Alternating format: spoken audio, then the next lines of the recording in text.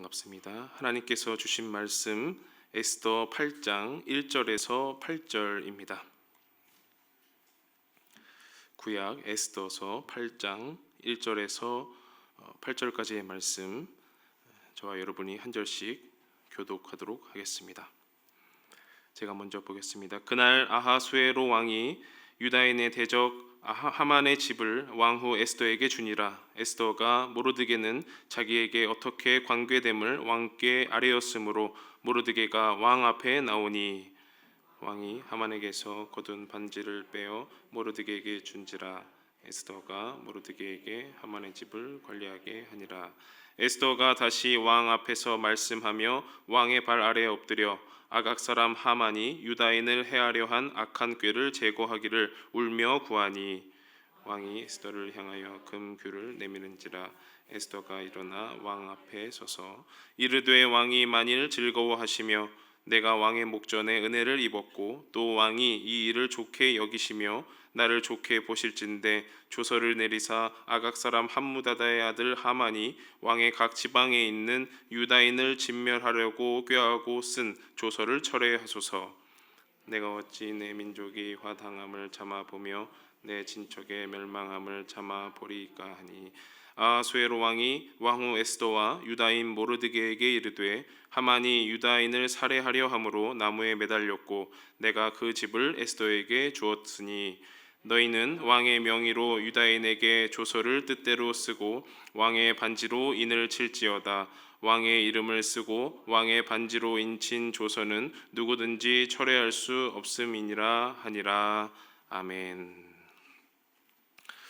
네, 반갑습니다. 벌써 현장 예배가 재개가 되고 또 수요 예배의 날이 되었습니다. 이 자리에 이제 거리를 적절히 두고 오신 여러분 모두 환영하고요. 또 온라인에서 함께 예배드리는 모든 분들 주님의 이름으로 축복합니다. 저는 이제 에스더서를 여러분과 함께 보고 있는데요. 벌써 네 번째 시간이 되었습니다. 첫 번째는 이제 사랑, 두 번째는 희생, 세 번째는 존귀, 그리고 네 번째는 생명, 그리고 다음에 이제 다섯 번째까지 하면은 에스더서는 쭉 한번 이제 저희가 보게 되었는데요. 들어가기 전에 앞서서 이제 에스더서 6장 이제 이전의 이야기를 잠시 요약해드리고 시작하겠습니다. 아각 사람 함무다다의 아들 악한 하만은 모르드게를 죽이기 위해서 음모를 꾸몄습니다. 모르드게를 죽이려고 하는 그 이유는 우리가 저번에 그림을 보았다시피 모르드게가 지나가는데도 절하지 않고 이렇게 목을 뻣뻣이 굴면서 신앙의 절개를 지켰던 그 모습 때문이었는데요. 하지만 하만은 도리어 모르드게를 존귀하게 하는 역할을 하고 말았습니다. 모르드게를 높은 나무에 매달아서 수치스럽게 죽이고 싶었지만 모르드게를 오히려 왕의 말에 태워서 성중에 다니면서 그를 드높이는 역할을 하만이 하게 되었고 스스로 수치스럽게 되었습니다. 게다가 하만의 아내와 지인들은 유다인의 후손인 모르드게에게 당신이 당하고 말 것이다 라는 그 충격적인 말로 저주를 선포했습니다. 하만이 50규빗 되는 그 나무를 마당에 세울 때까지만 해도 모두가 하만의 편이었습니다. 그러나 모르드게가 존귀하게 된 이후에 하만은 번뇌에 휩싸일 수밖에 없었습니다. 그리고 때가 되어서 에스더가 베푼 잔치로 이 하만이 초대가 되는데요. 그렇게 돼서 6장이 마무리가 됩니다. 7장에 들어서면서 에스더가 베푼 두 번째 잔치가 이제 시작되는데요. 첫 번째 잔치와 다른 점이 있다면 잔치에 초대된 그 왕과 하만의 마음가짐이었습니다. 아하수에로 왕은 워낙 잔치를 좋아하는 왕으로 알려져 있습니다. 즐거운 마음으로 또 오랜만에 보는 왕후 에스더와 함께 자리하면서 그녀의 소원이 매우 궁금했습니다. 그러나 옆에 앉은 하만은 자신의 계획이 틀어져 버렸지요. 그 높은 그 나무 장대에 모르드게를 매달아 버리고 싶었지만 오히려 그것을 말하기도 전에 모르드게를 존귀하게 높이는 사람이 되었으니 자신의 계획이 완전히 틀어져 버린 것입니다.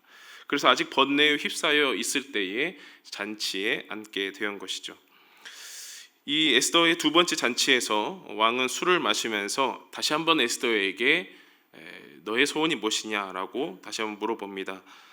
우리가 읽지는 않았는데요. 앞장 에스더 7장 2절에 보면 왕이 이 둘째 날 잔치에 술을 마실 때에 다시 에스더에게 물어 이르되 왕후 에스더여 그대의 소청이 무엇이냐 곧 허락하겠노라. 그대의 요구가 무엇이냐 곧 나라의 절반이라 할지라도 시행하겠노라.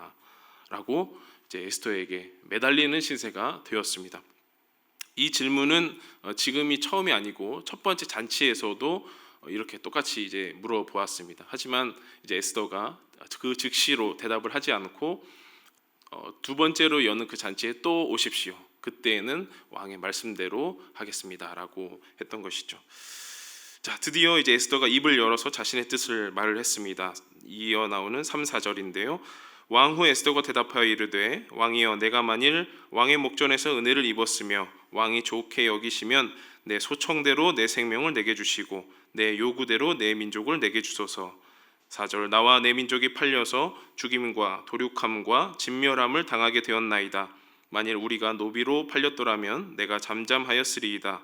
그래도 대적이 왕의 손해를 보충하지 못하였으리이다 하니. 왕과 에스더의 대화를 들여다보면 마치 한 편의 시처럼 서로 주고받는 것을 볼 수가 있습니다. 왕은 이렇게 말을 합니다. 에스더여 그대의 소청이 무엇이냐 그대의 요구가 무엇이냐. 에스더는 내 소청대로 내 생명을 내게 주시고 내 요구대로 내 민족을 내게 주소서 이렇게 얘기를 합니다.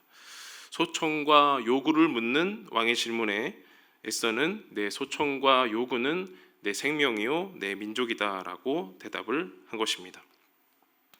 잔치를 두 번이나 벌이면서까지 에스더가 미루고 미루었던 대답은 바로 자신의 생명과 자신의 민족이었습니다. 에스더는 이전에 모르드게와 했던 약속이 있었습니다. 바로 자신의 종족과 민족을 말하지 말라는, 즉 자신의 출신 성분을 밝히지 말라는 그런 약속이었는데요. 그 약속마저도 이제는 다 내려놓고 모든 걸 다 내려놓고 용기 있게 왕에게 나아간 것이죠. 이제는 모두의 위기 앞에서 위험을 무릅쓰고 죽으면 죽으리이다 뛰어든 에스더를 우리는 함께하고 있습니다. 유다인이 닥친 위기는 우리가 잘 아는 대로 하만의 악한 계획으로 시작된 유다인 대학살 명령입니다. 이 악한 명령은 나라의 절반보다도 더 가치 있고 위험 있는 왕의 조서에 쓰였고 수상궁뿐만 아니라 전국에 반포되었습니다. 이 조서 때문에 에스더가 죽으면 죽으리이다라는 결단으로 각오로 왕에게 잔치를 베풀고 소청과 요구를 아뢰는 것이죠. 에스더는 마치 한 폭의 시처럼 왕에게 두 가지를 달라고 간청합니다. 아까 말씀드렸던 내 생명과 내 민족입니다. 에스더는 자신의 생명과 유다인들의 생명을 왕에게 요청한 것이죠. 이렇게 에스더의 소청과 요구에서 우리는 자신의 생명과 민족의 생명을 동일시한 것을 볼 수가 있습니다. 죽으면 죽으리다 하고 나간 그 에스더의 용기는 자신뿐만 아니라 이제 내가 살고자 하는 그런 용기뿐만 아니라 모두를 살리기 위한 결단인 것입니다. 만약에 애굽 시절의 애굽 시대의 그 노예 시절처럼 유다인들이 만약에 노비로 팔린 것이라면 에스더는 이렇게까지는 안 했을 것입니다. 그러나 민족의 대멸망을 목전에 두고 에스더는 민족 모두를 자신의 생명처럼 여겼습니다. 오늘 에스더서에서 우리가 첫 번째로 깨달을 수 있는 것이 바로 이것입니다. 바로 그리스도인에게 내 생명과 민족의 생명은 동일하다라는 것입니다. 나는 왕후의 자리에서 평안히 살고 만약에 내 민족이 멸망당한다면 그것이 무슨 의미가 있겠습니까? 일찍이 이것을 모르드게는 에스더에게 따끔하게 경고한 적이 있는데요. 에스더 4장 14절에 보면 이때에 네가 만일 잠잠하여 말이 없으면 유다인은 다른 데로 말미암아 노임과 구원을 얻으려니와 너와 네 아버지 집은 멸망하리라. 네가 왕후의 자리를 얻은 것이 이때를 위함이 아닌지 누가 알겠느냐 하니 라고 말을 하였습니다. 결국 다른데라고 나와 있는데, 결국 하나님께서 유다인들을 구원해 주실 것이지만 이때에 만일 왕후 에스더여 네가 나서지 않는다면 너와 네 아버지 집을 멸망할 것이다 라는 것이죠. 한동안 TV 프로그램에서 유행하던 대사가 있었습니다. 복불복 나만 아니면 돼 라는 대사가 있었는데요, 한 팀이 되었습니다. 연예인들이 이제 한 팀이 되었지만 눈앞의 벌칙을 피하고자 자신은 모면하고 다른 동료가 벌칙을 받게 되었을 때 외치는 구호였습니다. 나만 아니면 돼. 만일 에스더가 나만 아니면 된다라고 말하는 사람이었다면 역사 속에서 유다인들은 어떻게 되었을까요? 하만에 의한 왕의 조소 때문에 모두가 멸망당했을 것입니다. 내가 복이면 모두가 복이고 내가 불복이면 모두가 불복이라는 마음가짐이 에스더에게 있었기 때문에 구원의 역사가 열린 것이죠. 혹시 어디선가 많이 들어봄직한 그런 말 아닙니까? 내가 복이면 모두가 복, 내가 불복이면 모두가 불복. 창세기 12장에서 있는 아브라함의 부르심 장면을 우리가 참고하면 좋겠습니다. 창세기 12장 2절 3절인데요. 우리 함께 읽어보면 좋겠습니다. 시작. 내가 너로 큰 민족을 이루고 네게 복을 주어 네 이름을 창대하게 하리니 너는 복이 될지라. 너를 축복하는 자에게는 내가 복을 내리고 너를 저주하는 자에게는 내가 저주하리니 땅의 모든 족속이 너로 말미암아 복을 얻을 것이라 하신지라. 아멘. 아브라함이 마음에 품었던 하나님의 약속, 하나님의 부르심은 민족의 아버지가 되는 것은 물론 나와 모든 민족을 동일하게 여기라는 것이었습니다.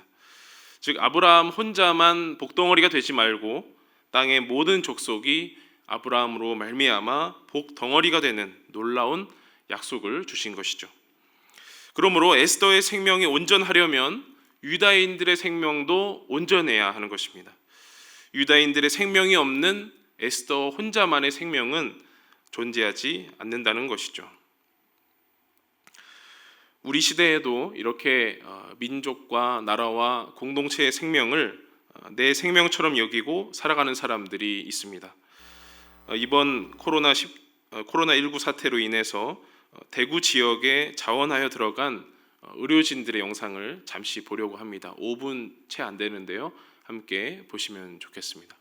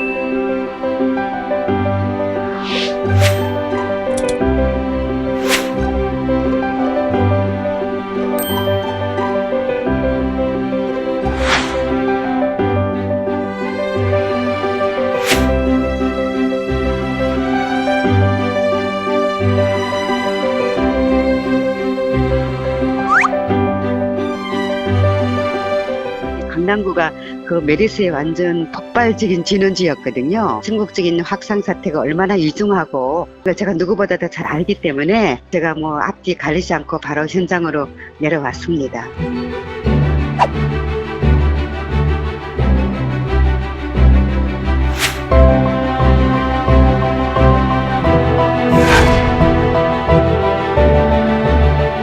오로지는 그게 맞서서 싸워야 되거든요. 그러니까 어차피 어르신들은 지금 희생할 각오가 다 돼 있기 때문에 하루 빨리 종식되기를 바라면서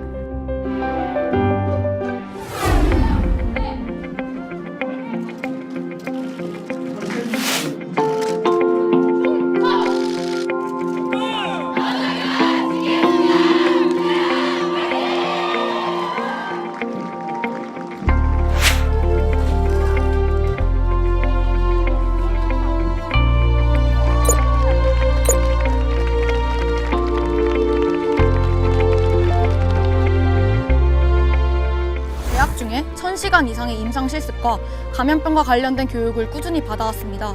따라서 저는 언제든 임무를 수행할 준비가 되어 있다고 생각했습니다.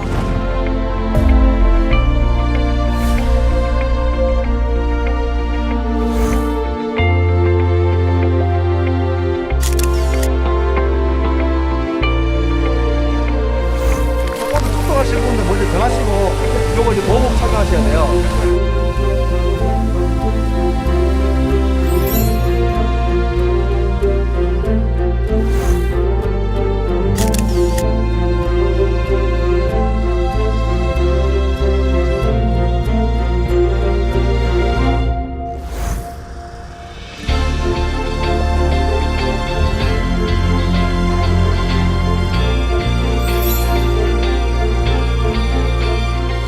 몸은 힘들어도 괜찮습니다.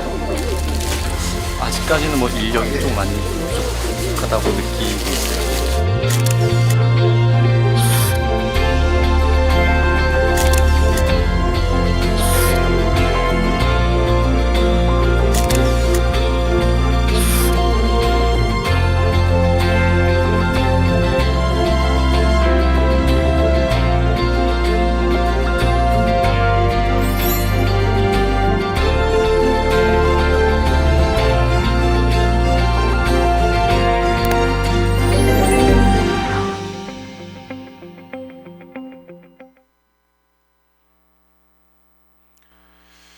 네, 마지막 그 말들이 조금 생각나네요. 내 사명이니까 남의 일 같지 않아서 힘을 보태고 싶어서 한달음에 달려간 그 의료진들의 모습을 잠시 보았습니다. 우리나라의 민족은 이런 뜨거움이 있는 것 같습니다. 나라의 일을 남의 일처럼 여기지 않고 마치 내 일처럼 여기고 직접 뛰어들어서 돕는 그런 뜨거움입니다. 1997년 기억하십니까? IMF 구제금융 요청 당시에 우리나라의 그 부채를 갚기 위해서 약 300억 달러의 그 부채를 갚기 위해서 국민들이 자발적으로 갖고 있던 금을 내어놓는 운동이 있었습니다. 금 모으기 운동이라고 했었죠. 제 어릴 적 기억에도 저희 집에 있던 아마 제 뭐 돌반지나 이런 금부치들을 이제 막 갖다가 어머니가 어디다 주었던 그런 기억이 납니다. 이때에 약 351만 명이 참여를 했는데요. 약 21억 달러의 그런 어치의 그 달러의 금이 모였다고 합니다. 또 세월이 지나서 2007년에 태안에 홍콩의 유조선과 우리나라의 배가 충돌해서 약 12,000킬로리터의 원유가 태안 앞바다에 유출된 사고가 있었습니다. 그때에도 약 전국에서 200만 명의 자원봉사자들이 그 기름을 제거하려고 뭐 흡착포 또 삽 이런 거 들고 태안을 찾았던 그런 기억도 납니다. 타인을 위해서 이웃을 위해서 민족과 나라를 위해서 가만히 있지 않고 분연히 일어서는 이들은 모두 복의 근원이다라고 말할 수가 있겠습니다. 하나님이 아브라함에게 주셨던 그 약속, 그리고 에스더가 민족을 위하여 아하수에로 왕에게 나아갔던 것 모두 복의 근원이 되는 일입니다.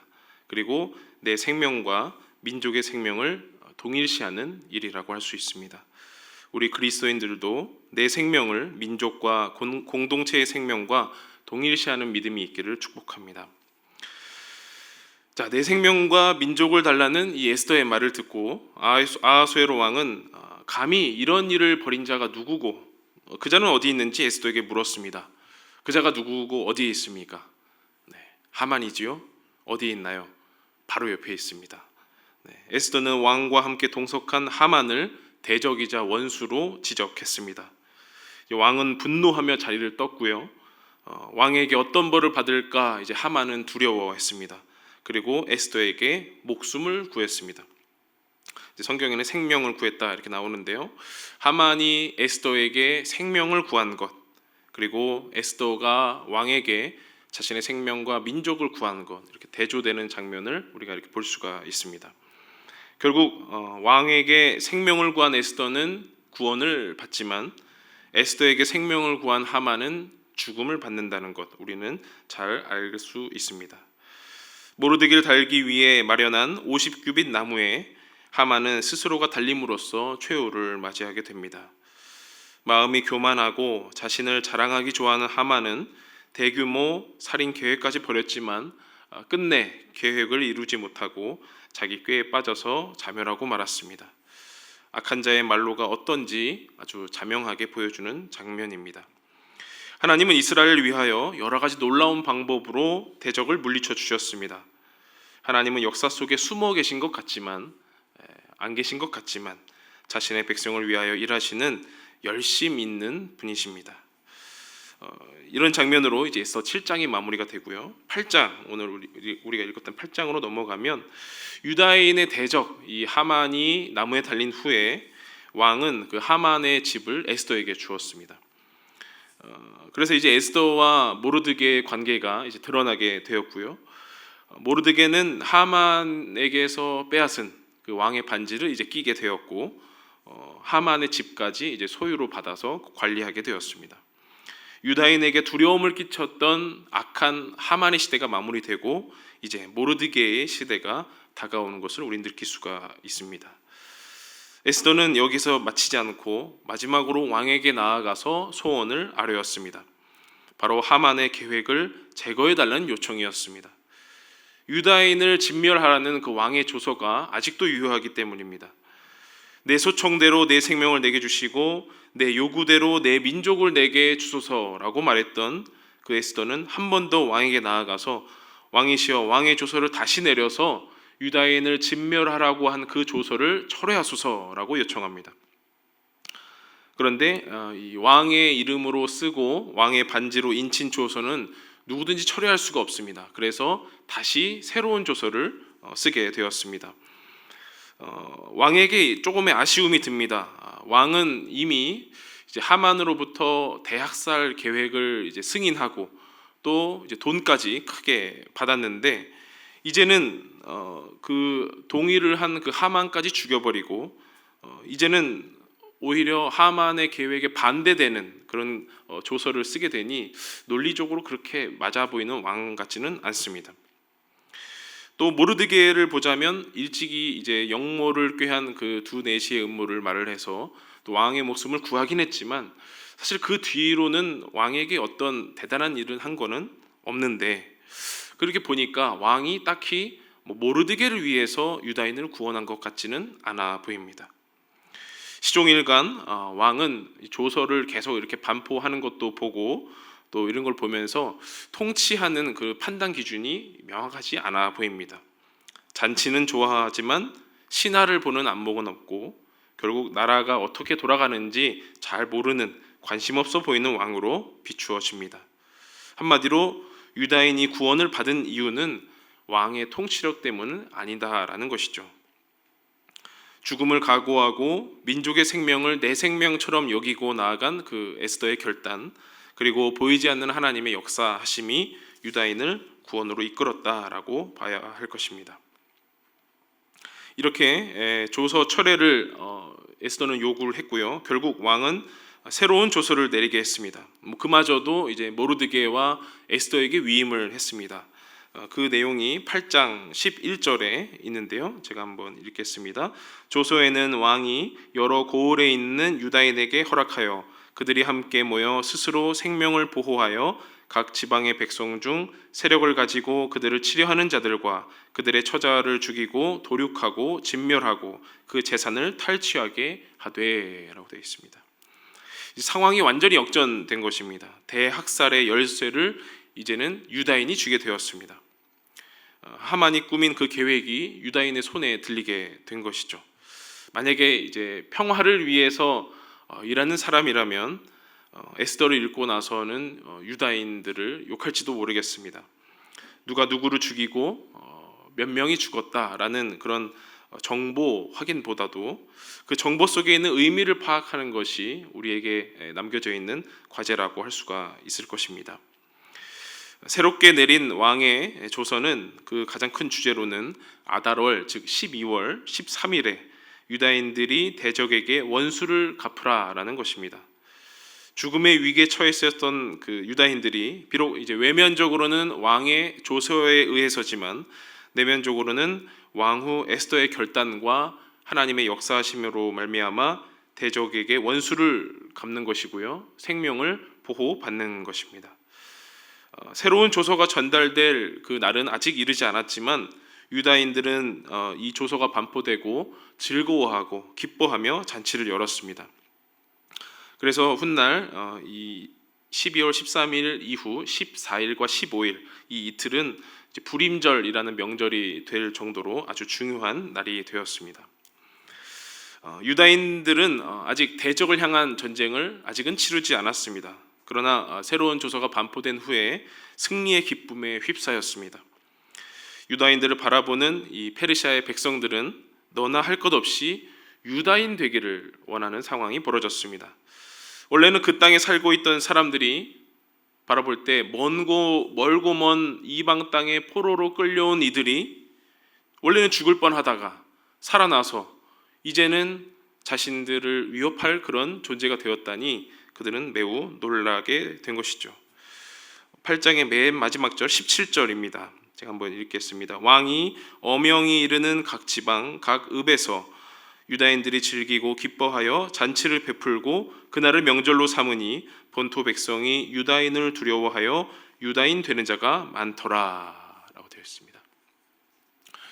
네, 유다인이 있던 곳도 아마 시골이었나 봅니다. 읍에서 잔치를 벌였다고 나오는데 본토 백성이 유다인을 두려워하여서 유다인 되는 자가 많더라라고 말을 합니다. 오늘 에스더서에서 두 번째로 깨달을 수 있는 것은 생명을 소유한 그리스도인들은 또 다른 생명을 낳는다라는 것입니다. 내 생명과 내 민족의 생명을 동일시한 그 첫 번째 이야기와 비슷한 얘기가 되겠습니다.